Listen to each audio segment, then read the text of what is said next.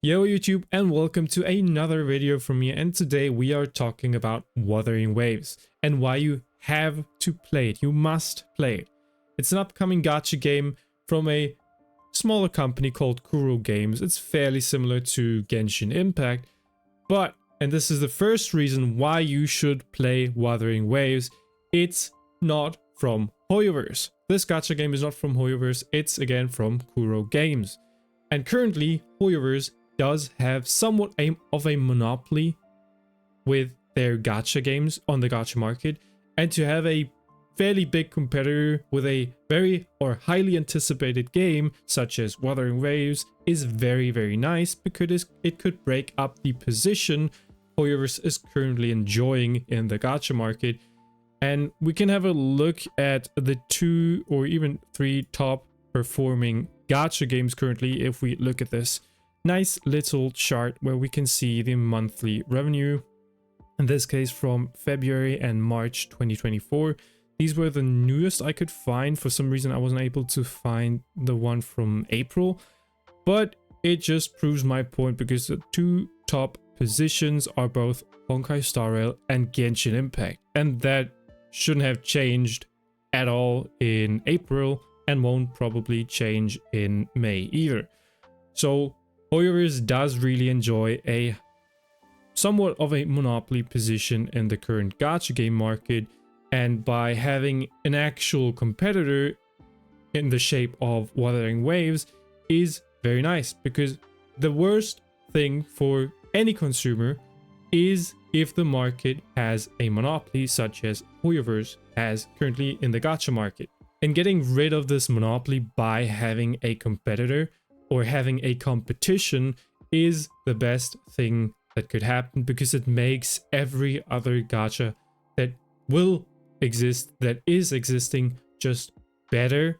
And it's the best thing for players, because they can only profit from this. And yes, Wuthering Waves is quite similar to Genshin Impact, but the big difference and the important difference is that Wuthering Waves puts more focus on combat.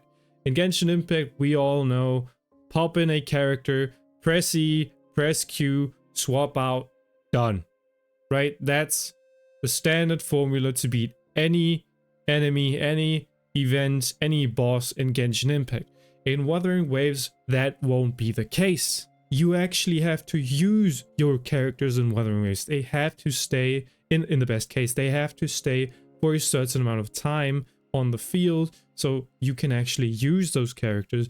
You have to parry, you have to dodge. You just can't pop a shield and you're good. No, you have to dodge, you have to parry, break the shields of the enemy. So it's a lot more engaging combat. And if you're worried that you can't do it, it's going to be way too difficult, they are actually balancing the characters in Wuthering Waves quite well. The 4 stars are completely fine. They are actually pretty damn good. So don't be worried. It's not going to be the ultra hardcore game. And even if you think, oh, but I play Genshin Impact and it is so time consuming, just try Wuthering Waves out. Give it a shot. See if you like it. If you don't like it, congrats. You now know probably a bit better what exactly you like. And again, competition is the best thing for a consumer.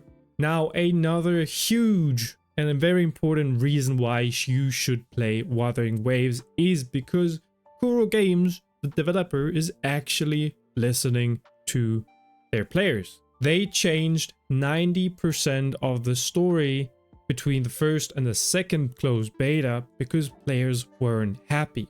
Even changing just 30 or 50% is massive, but they basically took the entire story they built and threw it in the trash.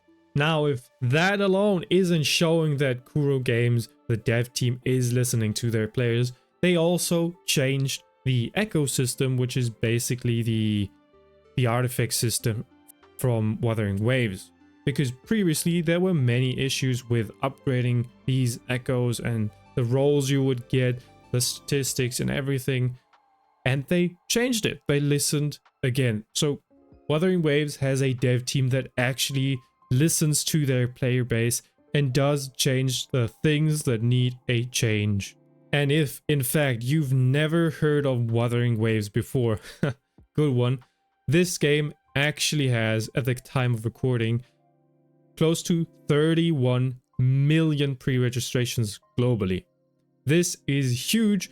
Maybe it's not as big as Genshin Impact, but we have to keep in mind that Genshin Impact did have the Corona buff, and this game is doing well without it. And maybe even better, because we won't get random people getting to play this game. No, we only have real gamers. Now, it's obvious that Wuthering Waves will be an open world game. And maybe you like him, maybe you don't like him, because it feels too slow to get around in the world. And this is actually another small reason why you should play Wuthering Waves. Because in Genshin Impact we have to climb walls really slowly, and this is no more in Wuthering Waves, because we can actually run up walls, right? We don't have to climb, we just run up the goddamn wall. And there's actually stuff to do in the open world, because the ecosystem, the previously mentioned ecosystem, which is our way of grinding gear, relics, artifacts, you name it, you have to actually go around, look for these echoes, these creatures, and fight them. So you actually have to go and look around the map for these monsters.